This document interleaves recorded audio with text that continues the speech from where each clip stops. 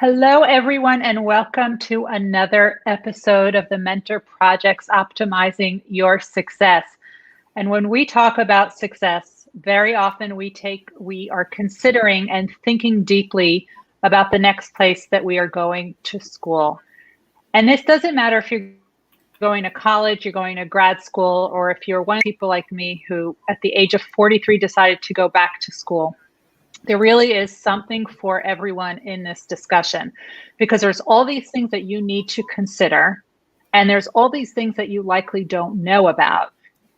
So we actually brought someone here who is going to really illuminate all of these facts for us and really give us some tips. So we are going to first introduce all of our high achieving panelists so you can hear how you can get real and get in. And you'll hear more about why that's an important topic. So again, I am Dr. Ruth Gotian. I am your host. I study extreme high achievers. And here are some of my great friends, starting with somebody who is going back to school herself, Janice Lentz. Hi, I'm Janice Lentz, and I am CEO of Hearing Access and Innovations, and I'm working to change the world for people with hearing loss. And I'm also traveling to every country in the world. And I'm going to be going to Harvard's Kennedy. Sorry, I'm going to be attending Harvard's Kennedy School next year. Beautiful, congrats! And we were cheering Janice on as she was applying and as she got in. It was a celebration for all of us. Our favorite Jamaican bobsledder, Devin. Hey there, Ruth. It's always great to be able to hang with you and these amazing people. I am Devin Harris, three-time Olympian, founding member of the Jamaican bobsled team. Don't ask me which character played me. I tell people I'm the handsome one. They take one look at me and start laughing. Like, there's nothing handsome about you. So, what can I say? These days, I'm a motivational speaker, an author, and philanthropist. Always great to be able to hang with you guys. And now also, Devin, an official mentor with the Mentor Project. Oh, yes. I keep forgetting that. Yeah. You're hanging at the cool kids table now. You thought being a Jamaican bobsledder was cool. It's really being a mentor with the Mentor Project. There you go. Feeling really special. Oh, well, you are. Susie Katz, welcome. Hi, nice to see you. I'm a photographer, and I spend most of my time these days running my educational nonprofit Photo Wings, which is utilizing photography in ways beyond what you would normally think about it in terms of the skills you can gain, such as social emotional learning and executive function skills. And I'm a proud member of the Mentor Project also. Beautiful. Thanks, Susie. Oh, Dr. Bruce Wiley. And what day is today? Yes, today is National Bagel Fest Day, July 26th. So you can call it a smear campaign. Bruce. Did you work on that one all day? All week. So, I'm a professor, a journalist, a writer, systems modeler, and I like bagels. Well, that's fabulous. And we give Bruce a challenge, and so far he's lived up to that challenge every week. Bruce writes for Forbes, and we give him a challenge that there's a word or phrase that comes up in our discussion every week, and we challenge him to put in a future Forbes article. And so far he has a 100% success rate. And we've given him some tough words. So listen to today's discussion, and if there's something that piques your interest, put it into the chat, and we will challenge Bruce to put it into a future article. Now, our special guest today, Dr. Aviva Leggett, the author of the upcoming book, Get Real and Get In. And you see all of those banners behind her of some of the top schools in the country. Tell us what you do and why we're so excited to speak with you today. Oh, thank you so much, everyone. It's an honor to be in your company and to be with the Mentor Project today. So I'm Dr. Aviva Leggett. I'm the founder of Ivy Insight, and I'm the author of Get Real and Get In. Get Real and Get In is essentially inspired by my journey as a high school student. And that was what my very challenging application process is what ultimately propelled me to eventually learn about college and to write this book. So I've been an Ivy League professor, admissions officer. I have my master's and doctorate in higher ed. And all these things sort of led me to where I am now, but really my heart is with the high school students and all the stress and challenge of this process. I absolutely love helping people with this process, and I'm excited to get this book out into the world because really this journey has the power to transform lives as it did mine. And I want to help people figure out who they are and what they want on the way to college, because that's the true journey for college admissions and getting into your dream school. I love it. And Aviva, I have recently been through the process with my own sons, and it is so stressful having been through it with them. And also when I went through it several years ago, it doesn't get any easier. Even for someone who's done med school admissions for decades, the stress is palpable. And I think it's gotten so much worse from when I first applied to college, which was a completely different ball game.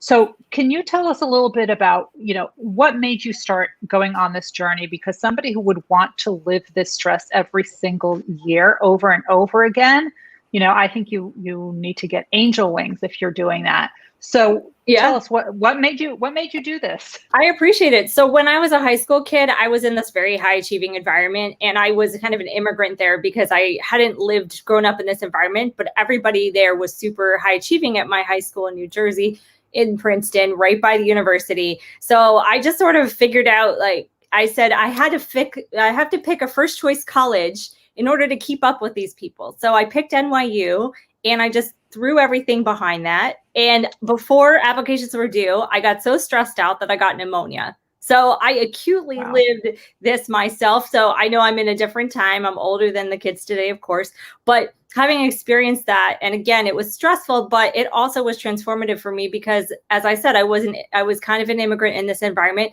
I had to figure out how to navigate this process. And what that really ended up being was a journey to figure out what I wanted to do and what my priorities were for moving forward with respect to the kind of environment I wanted to be in and who I wanted to be as a young adult.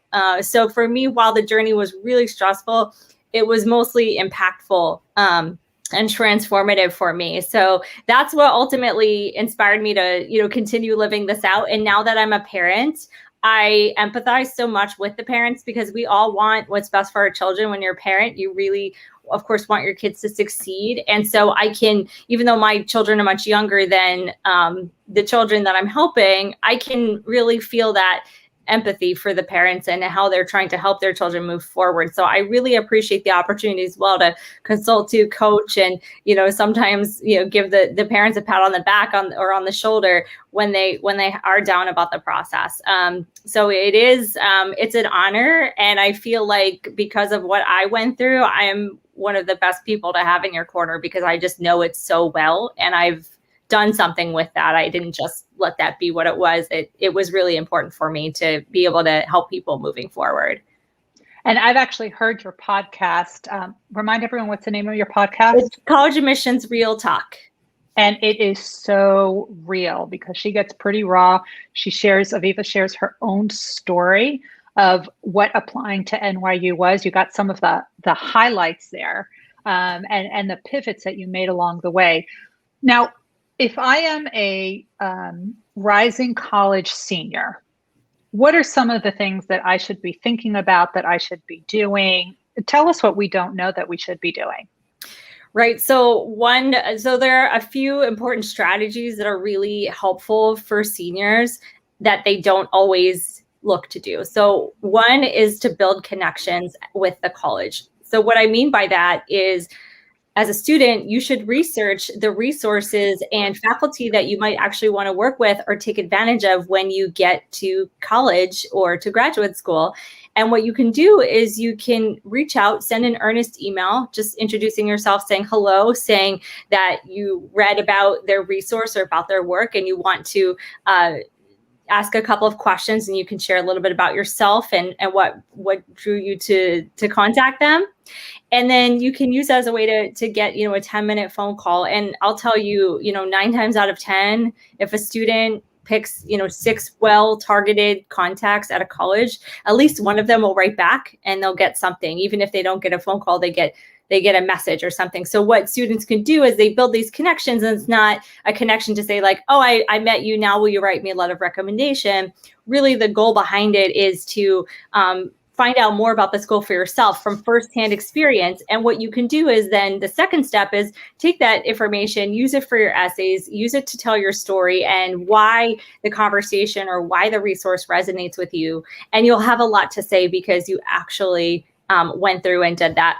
And then the third thing is really just making sure that your application pieces add up to a cohesive narrative, because one of the things that a lot of applicants can fall short on is they will convey themselves in one way on their personal statements and on their supplement essays for the college, but then the letters of recommendation may not match what the students have said about themselves and their goals. So oftentimes when you're in admissions, it can be hard to reconcile competing data and you're kind of forced to interpret what is actually there. So you definitely want to make sure to touch base with your recommenders, be very clear about your goals and what you're aiming for in terms of college so that all of those pieces for your narrative can add up together.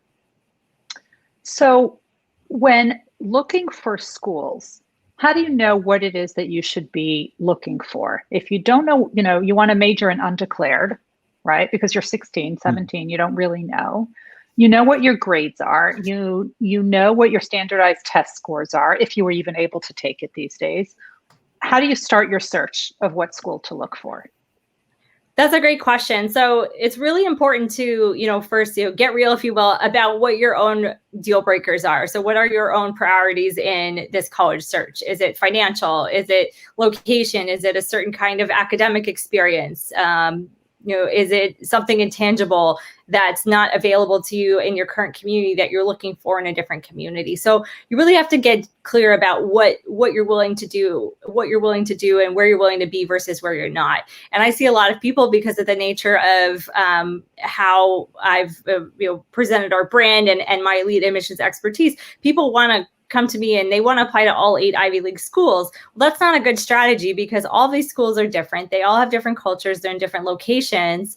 And it's not enough to say, well, it's ranked well, so it should go on my list. I mean, certainly reputation should be part of any college consideration, but it's not the only part by any stretch. And so oftentimes what I end up doing is giving students a reflection exercise so that they could really think about those deal breakers that are inside the college versus just a name brand. And then, of course, as I mentioned, finances can be a factor. So definitely I would encourage students and parents to have frank conversations about what is affordable and possible for the family, given their financial situation and the expected potential aid awards at these colleges.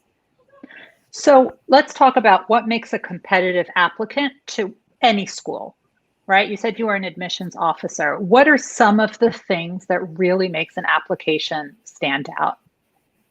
Great question. As I mentioned earlier, certainly having a cohesive narrative is important so that you can be well understood as an applicant and there aren't questions raised about your candidacy or what you're bringing to the table. So that's first and foremost, that's foundational. In terms of what students can do ahead of applying, I like to call it the college admissions X factor. So they have to build this X factor. The X factor has 3 layers. The first is experience, and that refers to exposure to ideas, topics that could be of interest. The idea is that students need to learn about different things to figure out what they might be interested in studying. The second level is expertise. So students need to not only be curious about things, but really take time to do a deep dive into an aspect of an interest. So for example, I have a student who's a writer and he was writing kind of casually, irregularly on his blog, but he was really passionate about writing. So he was sort of dabbling, getting the experience, and then he decided to deepen his expertise by writing a book and doing that from front to back. Now the third level, and this is what the— Wait a minute, hold up. A high school student wrote a book? Yes, and he's not the only one. I've had several students write books. Is this normal?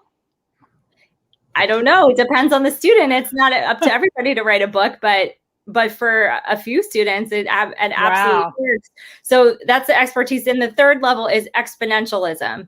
So that refers to your impact. So for the student who wrote a book, he deepened his expertise in writing by writing a book, and then he achieved exponentialism by publishing on Amazon, getting people to buy it, getting people excited about it as he was publishing it. So really what you want to do, whether it's a book, a research project, an organization that you found, you want to deepen your knowledge about something, and then you want to find a way to give that knowledge back so that many other people can benefit from what you're doing. This helps you to really learn about this topic and to get this great meaning and fulfillment from it by giving it back to other people. Well, coincidentally, when you can find a project that you can really dive into that helps other people, you're also a really attractive admissions candidate. So it's a win-win. And so a lot of what I emphasize in my book, one of the main ideas is called the impressiveness paradox. And what that boils down to is you're trying to be impressive. You're trying to check all the boxes. You're joining your school clubs, your yearbook, your MUN, and so on. Nothing wrong with those clubs, but a lot of times people join them. They don't really know why they're doing that. And it doesn't really have much significance or purpose, right, to that. So ultimately, if you can stand out for the crowd, you can create a special project and achieve that X factor, that third level of exponentialism, to give back to other people and to really dive into your interests. That's ultimately what colleges are looking for as they're looking at what kids are doing. Wow. Okay. So basically, if you have the great grades and you have the great standardized test scores and you're the captain of the soccer team, you're still missing a piece. Well, I wouldn't say that you're necessarily missing something, but you would definitely one could definitely improve one's candidacy through achieving that exponentialism. So for captain of the soccer team, he or she could achieve that exponentialism by, really being a leader in the team, right? So finding ways to bring the team together. So it's not necessarily just writing a book. That's not the only way to achieve that. Right. It's just one example. But the idea is that you're improving community life wherever you are, and that's having ripple effects beyond you. So if somebody was, I'm not putting down like fencing or anything, but if you're captain of the fencing team, you're kind of with a bunch of individual contributors versus a soccer team where you're really facilitating the group to work together better. So that's more, exciting in a way than like a fencing or a tennis, because you're bringing people together to achieve a greater whole. So certainly being a captain of a soccer team could be an example of exponentialism, depending on the nature of that activity and what happened there. Now, you brought up sports, and I want to bring in Devin into this conversation because he's really our expert at going from a single sport, because he actually started out as a runner and then became part of a sport that was new to his country, and talk about having a ripple effect. Now, granted, he was not in college when he did this, but as you're talking about Aviva having an impact, I think what Devin did really did that. And I'm wondering what lessons we can learn from there. Devin, I'm curious, what was that like, going from that individualism of running to being part of a team where your team was actually 4 individuals and you had to really fuse that team culture into that? What was that like? Yeah, interestingly enough, all of us on the team had our own Olympic aspirations. And as I look back now, and I speak honestly, I know that none of us had a snowball chance in hell of it, realizing those aspirations until we bought into the vision of this thing called Jamaica Bobsled. And that made a difference, going from, in fact, I started out playing team sports, soccer, and I hated losing. I hated when I lost because somebody didn't play hard. So I ran track. And if I lost, which was very rare, it was my fault. But you realize that, and it's true in life, you're very limited in terms of how far you can go by yourself. And that's, I guess, one of the things that young people, one of those lessons that they have to learn. I learned that. I think when you're doing something like we did, though, I don't know that at the outset you're thinking about how you're going to impact the world. If we're honest, we're really just focusing on how we're going to achieve this goal. But if it's a big enough dream or goal, that's something that really pushes you out of your comfort zone, you'll be surprised at how many people you inspire along the way. That's so true. So true. Now, Aviva, so just like the Jamaican bobsledding team, right? They weren't favored. There was nothing, no one saw them as actually making the Olympics, right? But they did it. What do we do with an applicant who may have not be the top student or might have a blemish? What are some of the things they can do to really still stand out in a positive way? Sure. Well, and Devin, thank you for sharing this stage with me. I'm so honored. I love Cool Runnings, and I just admire and appreciate so much what you and your colleagues did for the sport. And I think it's an amazing story. So thank you for being with me on this live. In terms of what people can do that have a blemish, really what the colleges are looking for is they want to know that, if there was an issue, that you found a way to overcome it, or that you have a plan in place to take action and do better. So, I'll give you an example of this. This is a student who came to me late.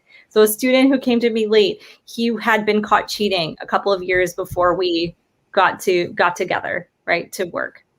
And at first I found out about the cheating and I was like, oh gosh, what are we going to do? But what ended up happening was, through this process of reflection on how this experience was, obviously so terrible and had a lot of ramifications for him, he actually built up this really wonderful sense of service, and he got really involved in his church. And that actually really ended up helping him kind of come out of the funk related to the cheating and to the competitiveness at his school that led him to cheat.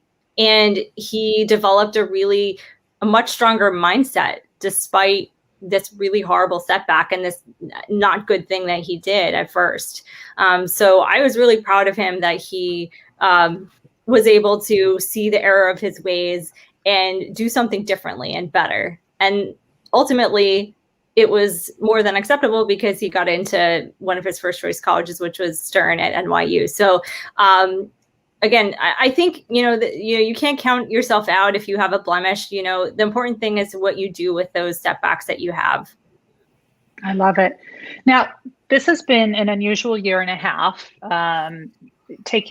We've had Zoom schools, we've had people, if they're able to take the standardized test, they had to do it under these unusual conditions. Very often they had to take the test while wearing masks. I mean, nothing was ideal.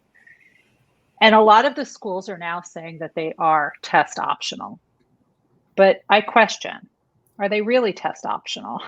And I know you have some data on this. Yes, exactly. Well, if you read the news today and you're local to where I am, and a lot of people read this paper, but I had an op-ed in the Philadelphia Inquirer today about test optional admissions and why test optional actually means test preferred.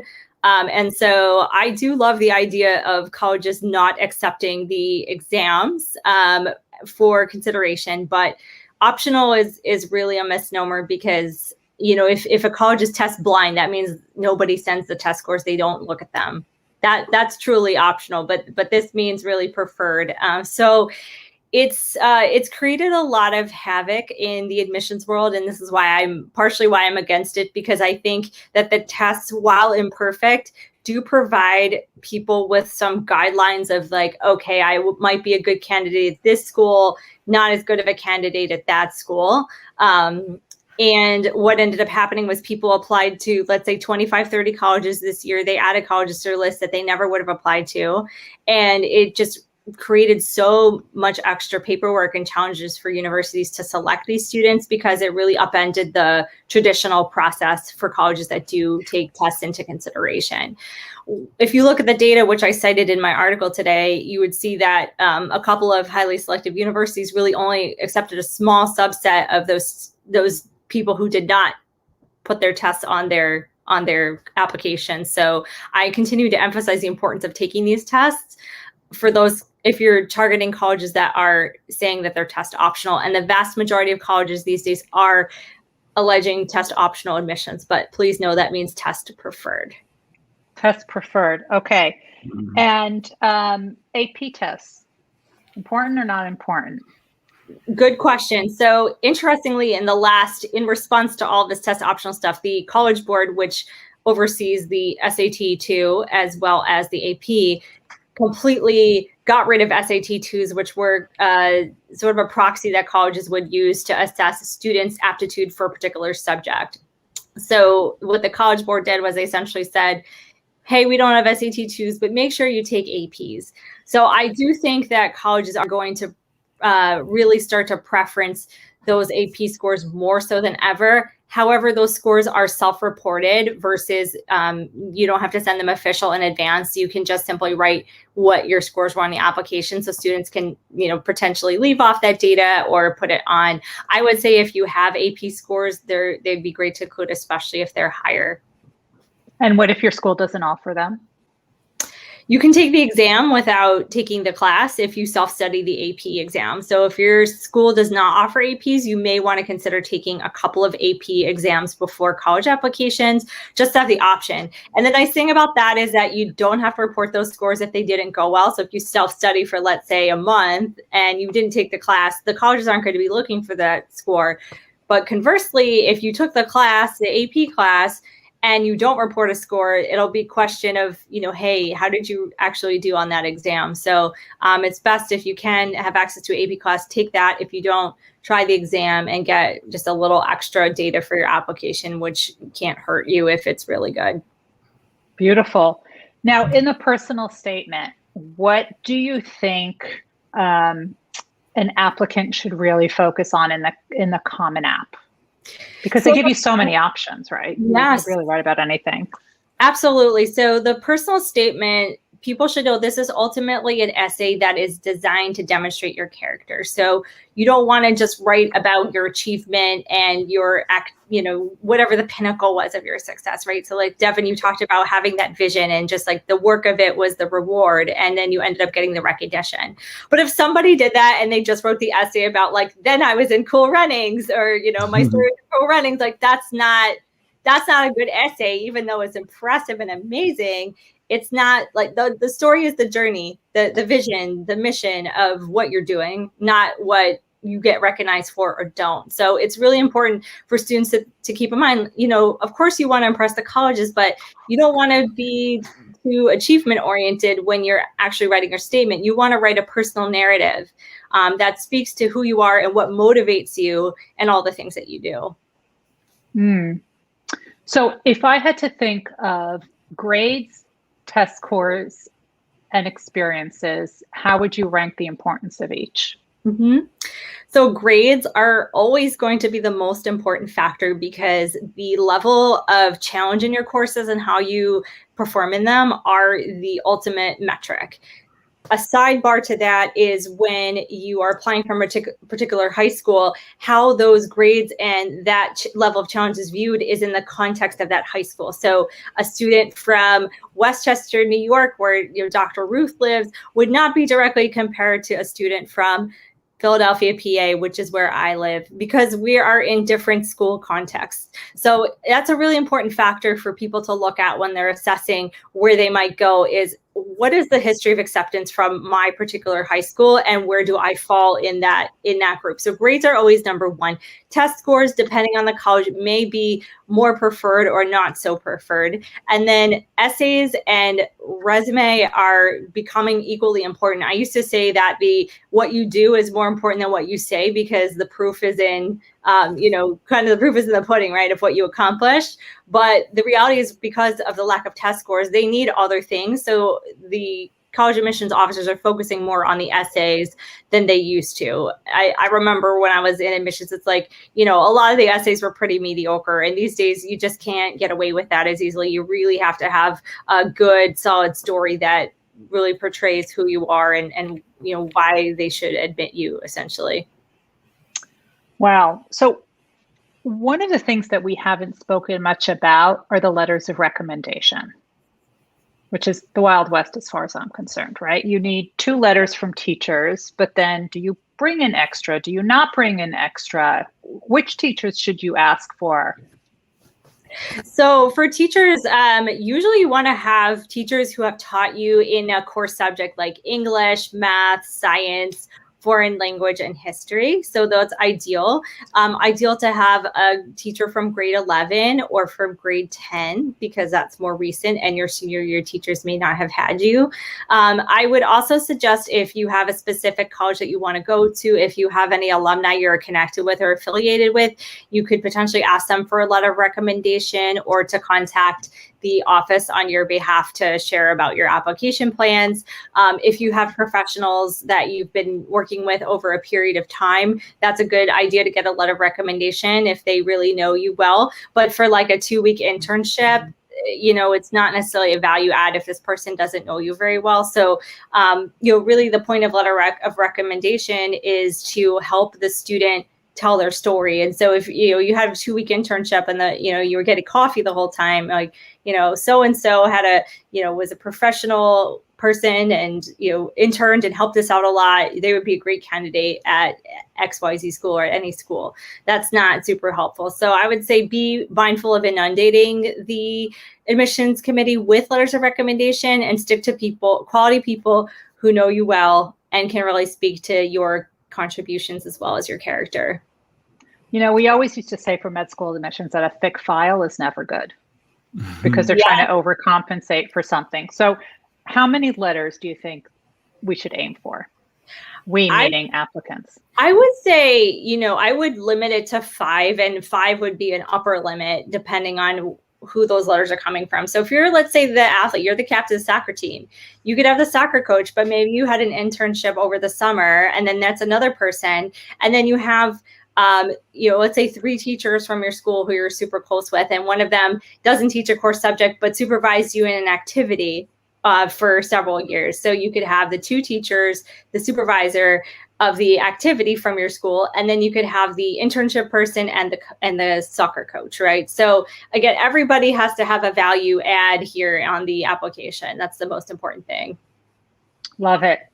Now, school visits, which they're beginning to open up now, but there's still so many that don't have on-campus school visits. It's all virtual. What are your thoughts on what applicants should do? So some institutions, interestingly, are using CRM to manage their enrollment, which basically means they're tracking emails and Facebook and other social media kind of interactions.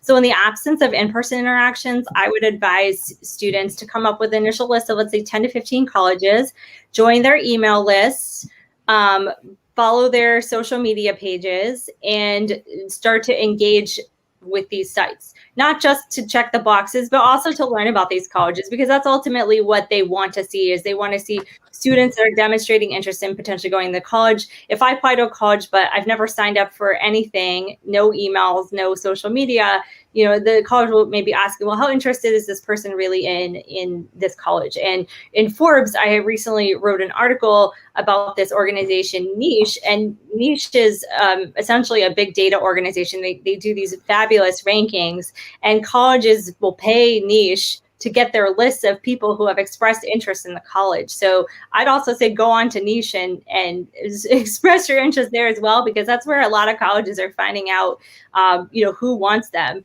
So in the absence of tours, at the very minimum, doing all that engagement on their email and social. I would also say, again, building relationships is so important on the road to college. It gets you out of your comfort zone as a student. You can find out about the resources of the college.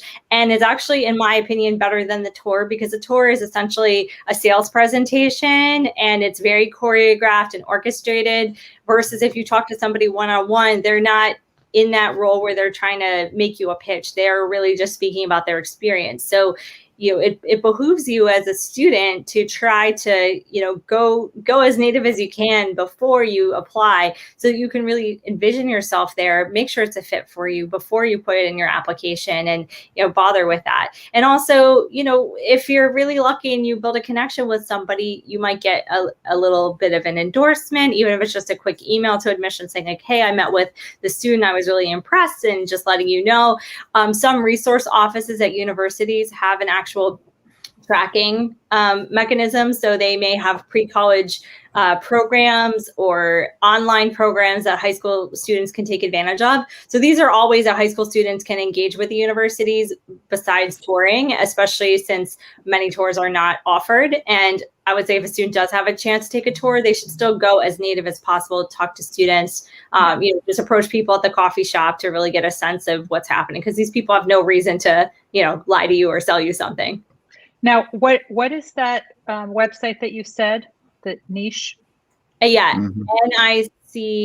NICHE. So they are this amazing organization out of Pittsburgh, and they've just grown tremendously in the last couple of years. And I'm sure they've been a godsend to colleges during COVID, since, if I'm interested in the college, I can have my niche profile, and then I can sign up and express interest in this college and find out about new reviews and new information. So people essentially will review, educational institutions there. They also have high school rankings on there if anybody is interested, but they do a lot of that. Yeah.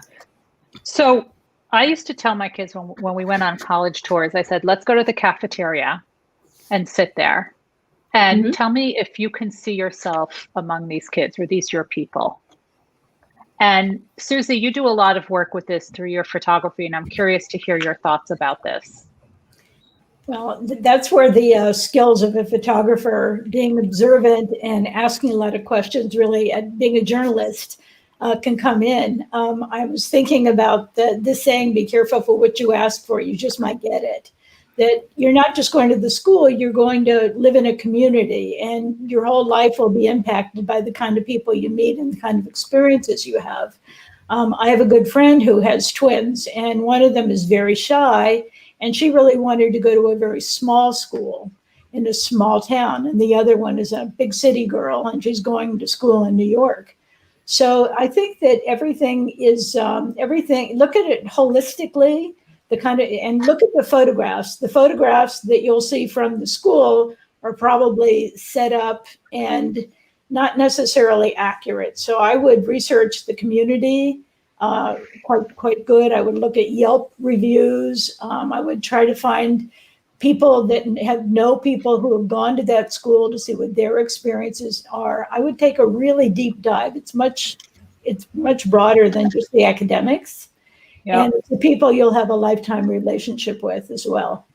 So true, because you spend so much of your time actually outside of classroom. And in a previous life, I worked in student affairs. So you are 1000% correct, Susie. Aviva, I am curious about early decision, early action. Tell us the difference. Tell us when we should do it, why we should do it.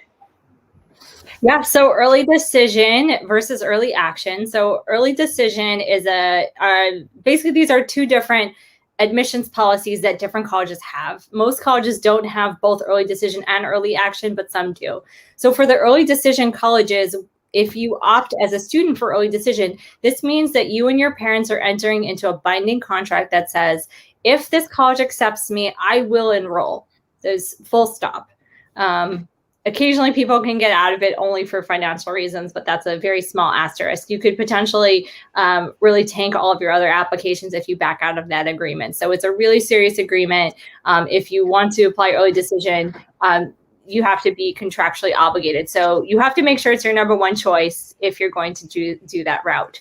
Early action has some nuance. So over the last few years, several of the top tier colleges have gone what's called restrictive early action or single choice early action, which means that you can apply to that college, but you are limited in applying early action to other private colleges, and you're limited in applying early decision to any college. So they're limiting you on the application side, but they're not limiting you on the enrollment side. So that's important as well, because when you're thinking about diversifying your colleges, restrictive early action or single choice early action potentially impacts your ability to diversify your school list. So I would caution you, again, just like with early decision, unless it's your top choice college, you're not impacting any of your other applications by opting for a restricted option, then by all means, go ahead. Early action, just traditional early action is simply an early admissions deadline. If you get in early, you just find out early, and then you're not obligated to go. So certainly the first two types of policies, parents and students want to weigh those policies against their other schools to see, do any of these schools rise to the top? And if so, should I take advantage of these early rounds? So why would you not do early action? Well, there's no reason not to do early action in theory, but if you apply to a school that has restrictive early action, they are telling you that you cannot apply early action to private colleges. So you are limiting your ability to apply early action if you apply restrictive early action. Now, if you apply early decision to a college, you are not limited in applying early action to colleges as long as the policy is not restrictive or single choice early action. And do your chances improve when you apply early decision to a school? Early decision, yes. Restrictive early action varies, but only slightly. So with early decision, it does really impact admissions from a numerical standpoint. So a lot of colleges will accept 40 to 60% of their class in the early decision round, and it's a smaller pool that students are competing with. And there's a reason for that, because as I said, it's a binding contract. You have to make a decision right then and there that the answer is yes. You can't compare any other offers. You can't compare 8 awards or anything like that. So it's a helpful strategy in a way for both students and colleges. They both get the benefit of your commitment early, their commitment, because they can predict who's coming and you know where you got in early and you don't have to think about it. Wow. Now, Bruce, I want to go to you because you went to very competitive schools. Was this what your process was like? You mean in terms of applications and those things like that? Yeah. I didn't quite know what I was doing when I was applying. So you were 17. Yes. So I was a bit clueless. Well, I should say I was more clueless than I am right now. But yeah, I did apply for an early action to a place. I did get in a place, and I think I want to echo what Susie said, because I think it's really important to go visit the schools and get a sense of what the place is like. You really can't tell that, because I think it's more about matching, because I don't think there's a given school that's right for everyone. Yeah. So I remember when I first visited a place, early action, and I went there and I said, well, okay, this is not quite, didn't quite feel like the right place for me. I remember was it like Animal House or one of those movies where you sort of go there and then you suddenly feel like, well, you don't really quite belong. So I don't think you can get that from like reading brochures and, right, just reading rankings or what have you. And I know people who went to certain schools, very competitive schools, that it didn't turn out to be the best fit for them, because they, they're very, very smart people and very talented people, but it just wasn't the right environment. I think these schools have many, each of these schools has its own personality. Absolutely. Yeah. But absolutely. I would ask Aviva, in terms of, some people will try like sort of unusual things when it comes to like essays and those things like that. So like, they might write their entire essays about bagels, for instance, or something. And Costco shopping cart. Yeah, or hot dogs, or what have you. So, and then that's considered like a riskier strategy when they try these gimmicky essays or try these gimmicky things. Do you ever advise students to do that, or do you suggest kind of staying more conservative in terms of applications? That's a great question. So, I mean, it really depends on the kid and if they have a quirky or interesting story. Like we had a kid last year that, he was a quirky guy, and we found out that he liked to animate Legos, just in his spare time, and do like stop motion. So his essay was about that. So even though it wasn't an extra, curricular that was formal. It was just something really interesting about him. And so the idea isn't like necessarily to do something gimmicky, but again, it's really to have a story that is very telling about your character.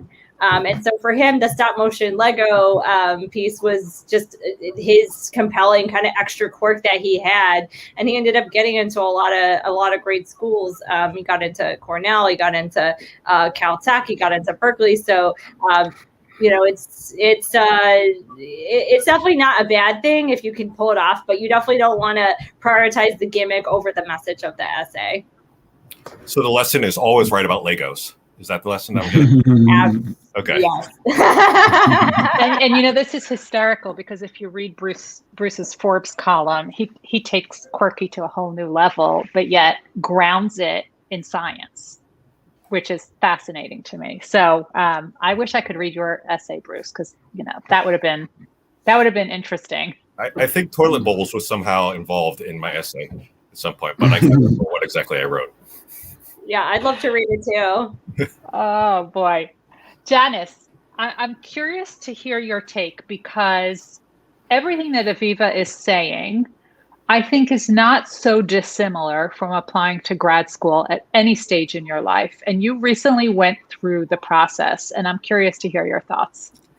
Yes. And actually, I wrote an unusual essay, as Ruth, because you took a look at it. I wrote about my ability to earn frequent flyer points for my essay on quantitative, since I had literally nothing else to write. So I wrote how I earned 2.7 million miles, frequent flyer miles, taking out 80 credit cards, and how that was quantitative because you had to keep track of all of this and optimize it. And so I did write a quirky essay. I wasn't sure they were going to accept it, but apparently they did. I kind of agree. And I will say my daughter went to an Ivy League school and is going to an Ivy League school in 2 weeks. And when she applied for grad school. Yeah, she's going for grad school. But when she went for undergraduate, we did do, and I think it is much harder not being on campus, but I agree with Bruce. When my daughter so it's funny, when we went to look for schools, the moment I stepped on Harvard's campus, I loved it. I just knew this was the school. I said for my daughter. She did not apparently agree with me about this, and kept repeatedly telling me if I loved the school so much, I could apply. And she said it so many times, I finally did apply. But she knew the second she stepped onto Brown's campus that was the school for her. And for her, it was the perfect fit. I hope I have that same feeling, but she did go to and contact and spoke after, when they do the meet and greets. She spoke and ended up securing an interview with the school. Now, I tried contacting the professor. It did not work initially. And I actually agreed with the professor. The professor said when I was accepted to contact him, and I did, and I subsequently contacted him. But and I agreed with that. I thought that was very professional, and I was actually it made me more impressed with him than I already was. But there was no way of me seeing the school, so I based my school on my daughter's visit. I also I did, which was years ago, but I did open every email, anything they gave. I was at, but it wasn't because I didn't even actually think about it in terms of the way Aviva's saying it. I did because I was truly interested. I only applied to one school, so I was either getting in or I wasn't going to school. But I applied I went to every single event that they had, every single thing. I was the first person, like one of the first people in the room. The other thing I did that I thought was kind of interesting. So on Zoom, as people in this call know, when you do a Zoom, I have a photo of what I do with hearing access that I use as my background. I use that on every single Zoom call that I did with the school. I used it as a marketing piece because my work is so unusual. Doing hearing access, people don't really understand, frankly, most of the time what it is. But I felt it was a way for people to quickly clue in, oh, she's that woman with the hearing loss essays. I figured, how many would they have? So I, each time, used a different photo of a different success project behind me as my Zoom background. Brilliant. I will say I did get good remarks from people afterwards saying that was a clever idea. So I used it as marketing. That's why. So I'm curious. I think of applying as like branding, and I will say we did apply this theory when my daughter applied. Was it creating a cohesive package? So like the Tina Fey movie, where they say they can quickly identify who this person is. So I did that on my application. My daughter did it on hers. Like it was easy to quickly identify who we were in a few words. I don't know if that's correct, but that's just what we did. Did she get it right, Aviva? Absolutely. As I said, you got to boil that down to a unique narrative, right? And it has to be cohesive throughout. So it sounds like, you and your daughter did a great job on this application process. Obviously, it paid off for you. So good advice and kudos to you on making it work. Hey, Devin, you have like your own basketball team of kids, right? You've been through this process. Almost. You've been through this process a lot. Getting there, there's more. 2 more. No. Sorry, no. I have 2 more kids to go to college. So you've gone through this process. You're going through this process. I'm sure it was different with each kid, but this is still very, very fresh in your mind. What do you think about all this? It's I'm actually learning quite a bit. You're right. Every experience has been different. It is. Maybe all-consuming is too strong a term, but it's a very involved process. There's no doubt about it.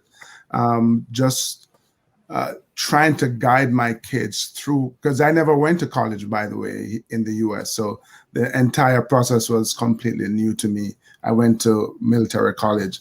So just trying to understand the American college system as an immigrant was one, and then just trying to help my kids kind of navigate their way through, one, figuring out what it is that they want to do, and then finding the college that was appropriate was challenging. My daughter, for example, she went to Pace across the river, which I was so grateful for, because initially she was thinking about going to school in Buffalo, and just the thought of driving 8 hours in a snowstorm was not appealing, so I kind of. And without a bobsled course nearby. Yeah, exactly. It was not appealing. But I'm pretty sure that the 2 younger ones, they'll probably want to go halfway across the country. So you just kind of deal with that when it comes. Well, I hope you learned a lot of good tips here. Aviva, anything else that we should know about, that we should be thinking about, that we should consider? What did we not ask that's important to know? That's a great question. I think we've covered a lot. What I would want to emphasize is that, the college process is necessarily challenging for students and families. I want to share that it can be a transformative journey, and it's an important one for kids to figure out who they are and what they want, and so that they can achieve their dreams, not only to get into college and whatever colleges that they want, but also to prepare them for life. All of the strategies that we've been talking about, building relationships, doing deep dives into colleges, figuring out how to tell your story, all of these are leadership and character building experiences. And so I would really encourage people to see this process as not just something that you check off, but something that you can learn from and grow from as well. Brilliant. Now, Aviva, your book's coming out. When's it coming out, and what's the name of it again? Thank you. Do you have a prop? Hold it up. I have my prop. I've become very accustomed to holding this up. Get Real and Get In. It is coming out next week, Tuesday, August 3rd, and it's publishing with St. Martin's Press. Something I didn't mention about the book that folks might be interested in knowing about is that I interview a lot of thought leaders about their college experience. So I've got Adam Grant's college story, Dory Clark, Henry Louis Gates, Thomas Kail from Hamilton. So I've got these amazing high achievers like you all like to highlight here in my book. And you can hear in their stories how aspects of college and or their college application process was transformative for them in some way and helped to shape their journey. So I'm really hoping that people see themselves in these stories and these leaders that they admire so that they can envision themselves as a leader, even though things feel really hard right now. Beautiful. And Aviva, I know your book is really doing well. I know it hit #1 in a couple of categories on Amazon. So kudos to you. And here's hoping that it becomes a bestseller. Aviva, if people want to hear more about you, where can they find you?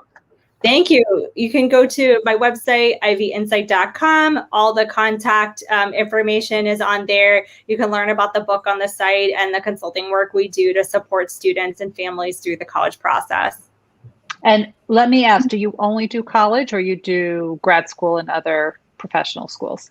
At this point, we're mostly focused on college and helping students to develop as leaders ahead of the college process. So that's one of the ways we love to help and to differentiate ourselves, is to really get into what kids are really passionate about and interested in and help to cultivate that before they actually apply.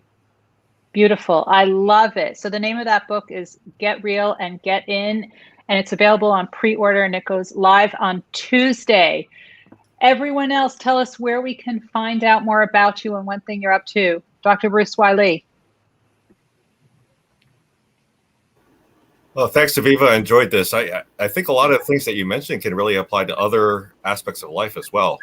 So like even, when you're purchasing a bagel, you think about like which is a good fit. I won't extend that analogy, but you can reach me brucewiley.com. You can also Google Bruce Wiley. There's a big difference if you include the Y versus not include the Y. If you don't include the Y, you get a lot of martial arts stuff. You can also check me on social, Twitter at Bruce_Y_Lee. And that's the handle for some of the other social as well. And if you want to check out my Forbes stuff, Bruce Y. Lee Forbes, Google. All right. What's the word for that we're going to have Bruce put in an article that we're going to challenge him? What should we give him? I have exponentialism. Oh, that might work. I'm honored. I am honored if you use that word. Okay. Yeah. I'll have to first look how to spell it, and then I'll work from there. Susie Katz. Hi. So you can find my work at photowings.org, photowings.org. And we have a lot of interviews with people talking about decision making and critical thinking and things that could be useful in this process. So, and my personal work, you can find some at susankatzphotography.com, but photowings.org is the main one. Thank you. And our newest to-be student, Janice Lintz. Yeah. Thank you. This is really fascinating. I could have really used you in December. Man, that really would have been really helpful. So I can be found at janicelintz.com for my advocacy work and hearingaccess.com for my consulting work. Beautiful. Thank you. And our favorite Jamaican bobsledder, Devin Harris. Indeed. Thank you so much, Aviva. This is wonderful. I took lots of notes because I'm going to actually need them in a few years. DevonHarris.com is where you find me, my website. Feel free to stop by on Instagram and Twitter. Keep on pushing 88. Of course, I'm also on the Mentor Project, man. So come on over there. And of course, my podcast, youtube.com/keep-on-pushing-always. Thank you, Devin. Indeed. And we have Dr. Debbie Heiser behind the scenes, making us all look gorgeous. And you can find her at mentorproject.com. I am Dr. Ruth Gotian. Can always be found at ruthgotian.com. Social media is just my name, Ruth Gotian. Tomorrow's Forbes article is in keeping with the times. I have articles that come out every Tuesday, and this is Olympics, and I study extreme high achievers. So it has to be about Olympians. What's it like when they get an Olympic gold medal? What do they do with it in the minutes after, the days after, the hours after? So you'll learn all about the experience of what it's like to get that medal. And there's 6 or 7 Olympians who shared their story with me. And thank you to Devin for introducing me to 2 of them. So that's tomorrow. We hope to see all of you next time. Thank you so much. And thank you, Aviva, for sharing all of your Ivy insights with us. I greatly appreciate it. Thank you and good luck with your book launch. Bye, everyone. Bye. Bye.